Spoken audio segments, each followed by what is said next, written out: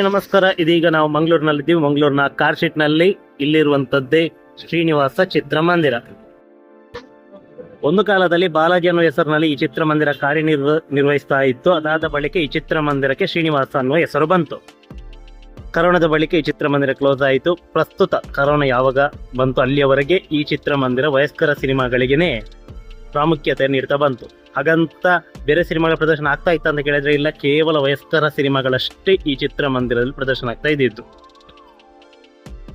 ಆ ಕಾಲದಲ್ಲಿ ಎಲ್ಲಾ ಚಿತ್ರಮಂದಿರಗಳು, ಮಂಗಳೂರಿನ ಎಲ್ಲಾ ಚಿತ್ರಮಂದಿರಗಳು ಡಿ.ಟಿ.ಎಸ್ ಅಲ್ಲಿ ಸಿನಿಮಾ ಪ್ರದರ್ಶನ ಇತ್ತು. 35 ರೂಪಾಯಿ ಟಿಕೆಟ್. ಆದ್ರೆ ಈ ಚಿತ್ರಮಂದಿರ ಮಾತ್ರ 25 ರೂಪಾಯಿ. ಯಾಕಂತಂದ್ರೆ ವಯಸ್ಕರ ಸಿನಿಮಾ. ಹಿಂದೆ ಈ ಚಿತ್ರಮಂದಿರದಲ್ಲಿ ಒಳ್ಳೆ ಸಿನಿಮಾಗಳ ಪ್ರದರ್ಶನ ಆಗ್ತಾ ಇತ್ತು. ಕೇವಲ ವಯಸ್ಕರ ಸಿನಿಮಾಗಳ ಪ್ರದರ್ಶನ ಆಗ್ತಾ ಇರಲಿಲ್ಲ. ತುಳು ಸಿನಿಮಾಗಳಿಗೆ ಹೆಚ್ಚಿನ ಪ್ರಾಮುಖ್ಯತೆಯನ್ನು ಕೊಡ್ತಾ ಇದ್ದ ಚಿತ್ರಮಂದಿರ ಇದು ಆ ಕಾಲದಲ್ಲಿ. ಅದಾದ ಬಳಿಕ ಎಲ್ಲಾ ಸಿನಿಮಾಗಳನ್ನ ಪ್ರದರ್ಶನ ಮಾಡಬೇಕಾಯಿತು. ಇಲ್ಲಿ ಪ್ರದರ್ಶನ ಆಗ್ತಿದ್ದಂತ ತುಳು ಸಿನಿಮಾಗಳು, ರೂಪವಾಣಿ ಅಲ್ಲಿ ಎಲ್ಲ ಪ್ರದರ್ಶನ ಆಯಿತು. ಮತ್ತೆ ಇನ್ನೊಂದು ಕಡೆ ಜ್ಯೋತಿ ಕೂಡ ಇತ್ತು.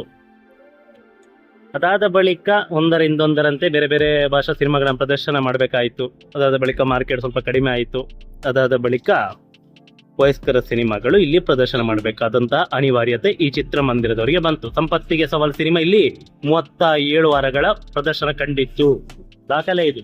ಕೇವಲ ಅಷ್ಟೇ ಅಲ್ಲ, ಅನೇಕ ಕನ್ನಡ ಸಿನಿಮಾಗಳು, ತಮಿಳು, ತೆಲುಗು, ಮಲಯಾಳಂ, ಹೀಗೆ ಎಲ್ಲಾ ಭಾಷಾ ಸಿನಿಮಾಗಳು ಇಲ್ಲಿ ಪ್ರದರ್ಶನಗೊಂಡಿವೆ.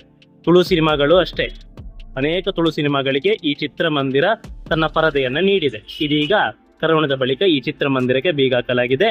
ಕೇವಲ ನೆನಪಷ್ಟೇ, ಮಂಗಳೂರಿನ ಕಾರ್ಶೀಟ್ನಲ್ಲಿರುವಂತಹ ಚಿತ್ರಮಂದಿರ ಇದು.